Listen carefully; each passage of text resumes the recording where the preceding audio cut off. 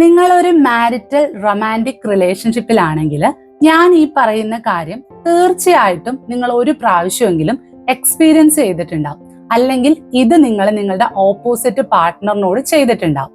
എന്താണെന്നല്ലേ, നിങ്ങൾ നിങ്ങളുടെ പാർട്ട്ണറിനോട് സംസാരിക്കുമ്പം ലിസണിങ് ചെയ്യുന്ന ഓപ്പോസിറ്റ് പാർട്ട്ണർ നിങ്ങളെ ഒട്ടും ശ്രദ്ധിക്കാതിരിക്കുക, അല്ലെങ്കിൽ മറ്റെവിടെയെങ്കിലും നോക്കി സംസാരിക്കുക, നിങ്ങളോട് ഒറ്റ വാക്കിൽ ഉത്തരം പറയുക, ലൈക്ക് ഓക്കെ, ഇത്തരത്തിലുള്ള റെസ്പോൺസ് തരിക, അല്ലെങ്കിൽ ഫോൺ ഇങ്ങനെ സ്ക്രോൾ ചെയ്ത് നോട്ടിഫിക്കേഷൻസ് ഒക്കെ നോക്കുക, അല്ലെങ്കിൽ സംസാരിച്ചുകൊണ്ടിരിക്കുമ്പോൾ തന്നെ ആ കോൺവെർസേഷൻ ഒന്നും തന്നെ റെസ്പോണ്ട് ചെയ്യാതെ റൂമിൽ നിന്ന് എഴുന്നേറ്റ് പോവുക.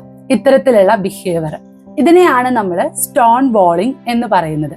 പലപ്പോഴും അറിഞ്ഞുകൊണ്ടും അറിയാതെയും ഒക്കെ കപ്പിൾസ് ഈ ഒരു സ്റ്റോൺ വാളിംഗ് അവരുടെ കോൺവെർസേഷനിൽ ചെയ്യാറുണ്ട്. പക്ഷെ ഇത് സംസാരിച്ചുകൊണ്ടിരിക്കുന്ന ഓപ്പോസിറ്റുള്ള പാർട്ട്ണറിന് ഉണ്ടാക്കുന്ന മാനസികമായിട്ടുള്ള ബുദ്ധിമുട്ട് വളരെ വലുതാണ്.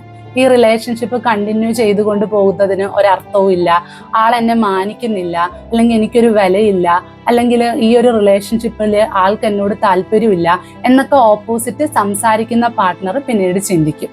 അത് അവരുടെ മാനസിക ആരോഗ്യത്തെയും ആ ഒരു റിലേഷൻഷിപ്പിനെ വളരെ നെഗറ്റീവായിട്ടാണ് ബാധിക്കാറ്.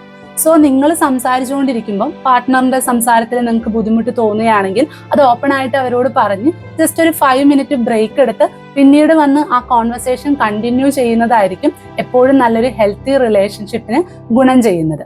സോ നിങ്ങളുടെ മാനസിക ആരോഗ്യം സംരക്ഷിക്കുക, അതുപോലെ തന്നെ നല്ല ക്വാളിറ്റി ഉള്ള ഒരു റിലേഷൻഷിപ്പ് മുന്നോട്ട് കൊണ്ടുപോകാൻ മാക്സിമം ശ്രമിക്കുക.